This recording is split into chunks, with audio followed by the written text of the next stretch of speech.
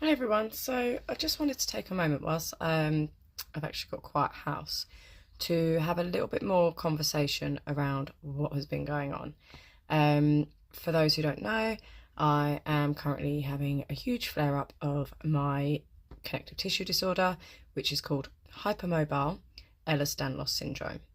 You might have heard of hypermobility and hypermobility spectrum disorder, but not many people have come across the term hypermobile Ehlers-Danlos or any of the other forms of Ehlers-Danlos syndrome. Hypermobile Ehlers-Danlos syndrome is the most common form of Ehlers-Danlos, and thankfully, for me, it's actually probably the better in a lot of sense. For example, vascular Ehlers-Danlos can affect your lifespan. So that's not an issue for me. However, 43% of people with this condition experience severe high levels of pain, with 2/3 of people experience high levels of mobility issues, which is why I wanted to talk about it, because you probably follow my social media or attend my classes and think, I don't get it, it's just an injury, get over it. Fitness professionals, everyone gets injured, it's just about how you manage it. It doesn't really work like that. And actually, it's because of my job that I am not in those 2/3 of people who experience severe mobility issues. At least I don't consider myself to be. However, the last 2 weeks, things have been very unpleasant in terms of how my body feels and my mind. So there are a lot of commodities to having hypermobile spectrum disorder or hypermobile Ehlers-Danlos syndrome. You might have seen them actually being talked about a bit more online if you've taken any time to even look up what Ehlers-Danlos means. And things such as borderline personality disorder, which a lot of you, if you followed my journey, will already know that I have. And also endometriosis, adenomyosis, PCOS, all conditions that I have had the joy of having to live with and manage for all of my adult life. So there's a lot of things going on. I mentioned that 43% of people with this condition experience high levels of severe pain. So this is where I fall into the less favourable percentage. I do experience high levels of pain, but thankfully, because of my job, I also go through periods of much more manageable levels of pain. So generally speaking, I have widespread pain across my body all day, every single day. You won't notice it. I won't talk about it because I have lived a life in pain for so long now that a day of low pain is the equivalent of a person without this condition's day of no pain to me. I do have pain management that I have to take every single day. I do utilise Pilates, which is why I trained in it originally, for my own personal management of my condition and to ensure that my muscles stay strong enough to support my very, very supple joints. That said, I do actually also have osteoarthritis. So whilst I'm very bendy and mobile in certain joints, there are other parts of me that no longer move how they used to move. And really what happens is, because the connective tissue, there is a bug in my house, because the connective tissue spends so much time rubbing over the joint where it is constantly inflamed, it then creates the bone spurs that lead to degeneration. So I had it diagnosed just after the pandemic. So if you were online with me in the pandemic, some of you might have been in the online class where I suddenly realised I couldn't touch parts of my spine anymore whilst we were in the middle of an exercise. It came on extremely suddenly.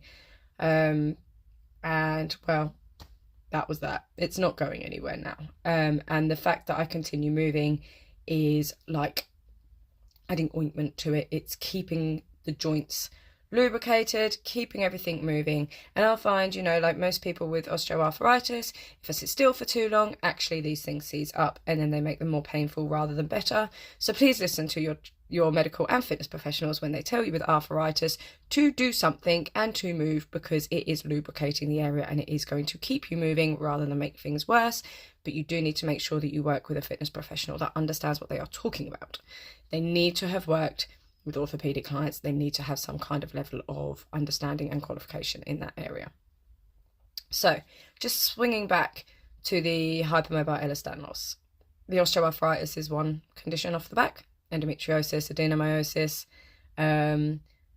pelvic floor dysfunction is another problem, and something that I particularly struggled with when I was pregnant with my daughter. I never really fully recovered from. So the pain, I've had a lot of questions recently about, so what's triggered this? What is a flare-up? What have you done to make this happen? Are you doing too much? Honestly, yes, I probably have been doing too much. But there's not really a specific trigger. Now, if it was an injury in one area, then I would say, yes, absolutely. I've overworked that bit. It was a bit niggly. I've carried on doing it. I've now really injured that area and it is now a problem. But this is where I'm at now. So I don't have a specific injury. I have widespread pain. And with that pain comes more hypermobility, and that puts me then at greater risk of injury. So not only am I trying to manage my pain levels by restricting the amount that I'm extending my limbs, which you might have seen the last couple of weeks, or by cancelling classes that I know are out of my reach right now. It's things subluxate. So I don't really have dislocations, which a lot of hypermobile people experience. I get subluxations. So, excuse my nail varnish.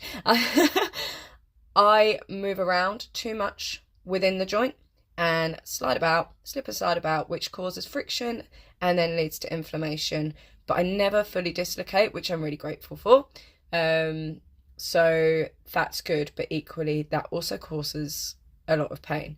And then what happens is, if I am more hypermobile because of a flare-up or a hormone shift, I am at more risk of creating an issue with subluxations. And the more I subluxate, the more inflammation I get.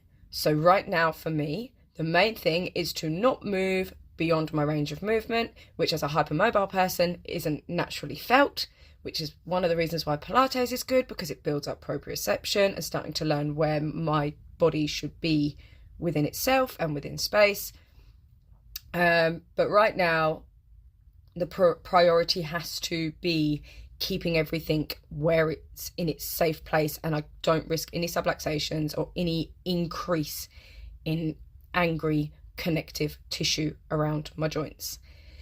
When I talk about a flare-up, I'm not talking about just increased pain, and it's not just in one area. So right now, my toes, my feet, my ankles, my shins, my calves, my knees, my thighs, inside, outside, my hips, my back, my chest, my ribs, my neck, my shoulders, my head and my jaw are all experiencing far greater levels of pain than usual. So alongside that, there is greater fatigue. So for me, a full day right now, I'm dozing off at the drop of a hat. And so like I've just had to have a little rest on the floor after washing my hair, decompress my spine, lay on my back, and compose myself and recharge myself just from hair washing to be able to now do this video with enough energy to actually talk to you in a straight line. Because if I didn't, my brain fog would set in and then we would speak even more jarble than what I usually do at you. Brain fog is a big issue anyway. When I'm in flare-up, it gets even worse. I can't even remember, you know, a standard process of whether or not I shampooed before I conditioned. And when you're living with all of these things going on together, it can be very exhausting. So then that exasperates the fatigue. Being in pain is tiring. If you've ever had an injury, you will know that just trying to navigate around an injury in one area is exhausting, and it can also have a knock-on effect on the rest of the body that's taking the load. So there's a lot going on there, and then when you factor all that in, it starts to affect your mind because you're in pain constantly. And not only am I in pain constantly, I'm forgetting everything. I don't know if I'm coming or going. I am letting down so many people by cancelling my classes or being at the front and just talking at you while somebody else physically does the movement for me, which means I'm also not getting the exercise for myself, which helps support my personality disorder. So I have started to have complete anxiety attacks. I call them complete anxiety attacks because over the years I've had different levels of anxiety. There's that, sort of natural fight or flight level anxiety, all the way up to what I used to experience when I was 20, 21, where I'd black out on the underground. That sort of level of anxiety where the heart would race, the breathing would laboured, the ears would go and I wouldn't be able to hear properly, and then ultimately I'd end up on the floor unconscious. So we're kind of pretty much back there now. Most mornings over the last week or two I've had some level of top-ish end anxiety attack where I've had to really ground myself, sit down, breathe, and try and get the hearing back in my ears, the dizziness to go, to make sure that I don't black out, and then get the rapid breathing to calm down, the racing heart rate, and just focus on some belly breath exercises to try and restore myself back to a normal place. Now, this isn't something that I've experienced for a really, really long time. We're talking about 15, 16 years now. So, this flare-up is taking a much bigger toll than I've ever experienced. And all these things together tend to exacerbate things. So I'm just trying to be really kind to myself. And I appreciate everyone that's been really kind to me too. And I wanted to put something up to increase a level of understanding as why I can maybe teach one Pilates class, as long as it's a very restorative, relaxing one with minimal effort on my part. But I might not be able to teach 2 classes back to back, or jump around, or do what you're used to seeing me do. I'd really like to. I need to get back there for myself too. Another thing I'm very aware of right now is that a condition called POTS, which is another fun part of Hypermobile Elhers syndrome, and so, for example, it affects your blood flow. So I won't give you the long definition of it. You don't need that. But I suffer with a lot of pins and needles. I get Raynaud's in both my hands and my feet. When I'm talking about pins and needles, I'm not talking about because I've been sat too long on my foot. It will just come. It disrupts my sleep. I can't lay in one position for too long. Some of you have actually witnessed me full-on damage connective tissue, and turn up to class injured after just losing the feeling in my wrist. And then I've rolled over in my sleep and left it behind, and it's moved out of a natural range of movement, as it does, because it's hypermobile, extremely hypermobile in my wrists.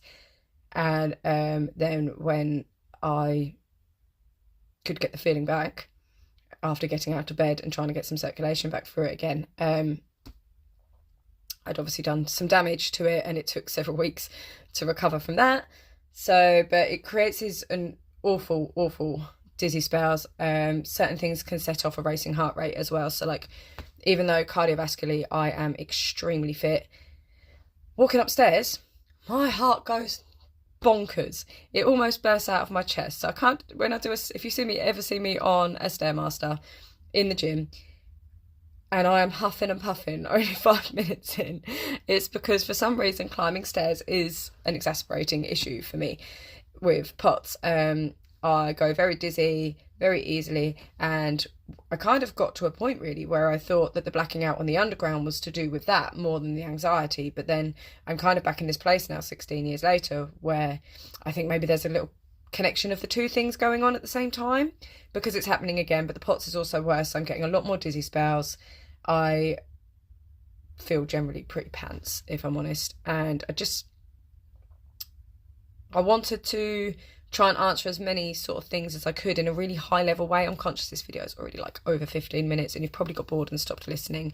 But for anyone that just wanted to understand a little bit more about what's going on, that is why I'm sometimes here, sometimes not. Sometimes I can do a little bit, but not all of it. And in terms of pain management, thank you all for asking. There must be something that the doctors can do to help you. There's not. The best thing that I can do is keep myself strong and keep myself active and stay on top of my nutrition, something which I'll admit over the last few months hasn't been its best. I'd already been starting to struggle with my mental health this year and seeing my BPT start to decline, and that affected my nutrition, but I have completely switched back to an anti-inflammatory nutrition goal now, so hopefully that will help bring things back in a line soon too. So I hope that answers any questions. I wish there was a magic pill or potion that would make this all go away, but it won't. And for anybody else that has this condition too, if you want to talk to me or reach out to me, then please, please, please do. We are a community of zebras. We need to talk to each other and support one another. We all have very different experiences, but a lot of similarities too. So it's really vital that we all talk, and I'm always happy to discuss this with anybody that's interested in understanding more about how it affects me or somebody else that they care about, or just learn a little bit more about it. Knowledge is power, movement is medicine. Thank you.